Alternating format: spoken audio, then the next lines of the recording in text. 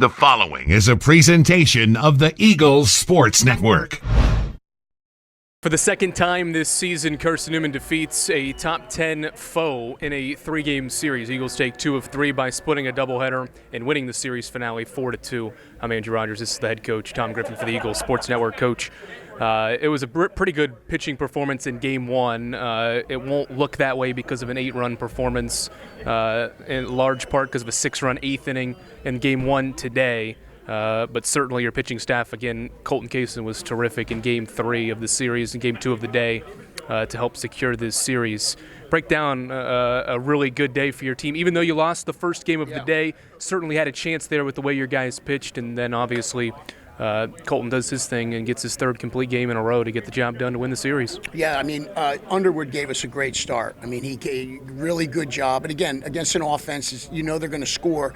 And to keep them at bay like he did was tremendous. And I thought, Nick did a good job with him. And then I thought Culpepper in relief, helped us there as well to kind of, keep that game at bay. And then obviously, they came through offensively, which, is going to happen. Now you get to that next game, and okay, you got a little pitching duel going on there. Guys throwing well, and I was really excited about how our hitters really battled, and some 2-strike, 2-out hits, which we had yesterday. That kind of continued today, and it's some different guys in the lineup. Gibson with a good at-bat, the sac fly by Miller. I thought Benner had some good at-bats. So, there's guys at the top and the bottom of the lineup who are able to come up with big hits. You're going to draw on that experience later on as well. I thought defensively we did a really good job. I thought we played well all week defensively. And Colton was really good. I mean, listen, him and Frankie were in a rocking chair. I mean, it was pitch, call pitch, catch, throw it back, and got into a good rhythm. I think Frankie's pickoff was big. So really, listen, it's a great weekend series for us to win because that is a really good club. As I said, postseason-wise, they're going to do a lot of damage. So, it was good for us. I'm happy the way we responded yesterday and battling the way we did with all the walks and still found a way to win and come out and compete and then lose and then, sit there 1-0 and then be able to put some crooked numbers because I think they competed really well. So really proud. I'm really happy for them. I'm happy for our alumni that were here. We had a good contingency of former players here, which is awesome that they get to share this as well. So. Yeah, a good weekend. Here we are again, Coach, talking about your freshman starting pitcher who's made 11 career starts, and he's got 11 wins in his 11 starts and 6 complete games. Certainly, this was going to be the toughest, probably, task that he's had this year, facing the number 1 offense in the league and one of the best in the country. How was he able to navigate through this lineup, record 12 strikeouts, and really keep LR's hitters off balance? Well, again, it goes back to what pitchers have to be good. If you have all 3 of these, you're going to be good. You have to have command, you have to have stuff, and then you have to have a backbone. He's got all 3 of those. Now, most guys have 1, you got a chance. You got 2, it's better. When you got 3, you're going to be pretty good. And he's got all 3. What's great is his demeanor. Like, you watch the game, and he just pitches. He doesn't have to stare you down. He doesn't have to bark into your dugout, sit down. Like, he doesn't do that. He plays the way we expect our guys to do. Everybody's different, but we expect our guys to just be encouraging for each other and their teammates. There's nothing being said to the other team. There's no, guy that swings at a bad pitch. Oh, nice swing. Like we're back in middle school baseball. We worry about ourselves. We get excited when we do something well. If the other team doesn't do something well, we're not going to make any comments. And his demeanor on his mound, I think, is very mature. It's very professional. It really is.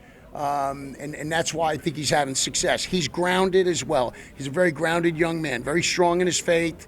Got a great support system at home, and he's got a great support system here with his teammates and coaches. So very happy for him, but happy for our team as a whole. And that goes everybody. This thing isn't like just the guys that played that game. This is everyone. We all enjoy this. We all take a part in this. The guys who, were down the line, the guys in the dugout, everyone plays a part in having the success, even our alumni. What's your thought process? Because LR brought the tying run to the plate with one of the best hitters in the country with 2 outs in the 7th inning, Mackenzie Wainwright, and his 18 home runs coming to the plate against Colton Kaysen, who's well over 110 pitches. What are you thinking in the dugout as you watch your freshman work and try to get the final out against arguably the best hitter you'll face this season? No, it's just like what Jerry Weinstein talks about and Freddie Corral, 68% rule. 68% of balls are put in play are outs. So you're crossing your fingers, and you're hoping that 68% happens with, by far one of the best hitters, I think, in all of college baseball. Yeah.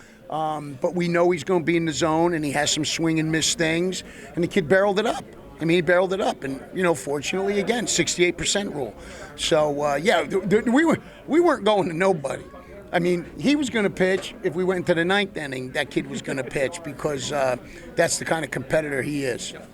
Second time this year, Coach, you've defeated a top 10 team in a series. Entered the year without a win in your tenure, with a series win against a top 10 foe. How has your club been able to rise to the occasion in some big series, in big games against quality teams with a young roster too, to win these series and rise to the occasion when the opportunity is there to win these games? Well, confidence level is high. I mean, when you win a series certain times early in the year, your confidence level is big. I mean, it's a mental game, and we got good leadership. We've always had. I hate when we say, "Oh, we have good leadership." Well, every year we do have good leadership. We have guys that follow the standards and the guidelines of this culture and this program. They do it on and off the field. So we're very fortunate every year to have really good leaders, and we have the same thing this year. I just think it's a confidence level right now. You got guys that are playing well and believing in themselves and their teammates. And you got to win some series, and when that happens, then the confidence level is high, and it is right now. And by the way, it helps confidence when you got good arms on the mound. I mean, that's easy because you realize they're not going to score many runs. You don't have to score many runs. That does a lot for the psyche. This whole game is built around the guy on the mound. First, it's the catcher. Second is the guy on the mound. Coach, go enjoy another series win. Appreciate you, brother. Thank you. That's the head coach of the Eagles, Tom Griffin. I'm Andrew Rogers, and this is the Eagles Sports Network.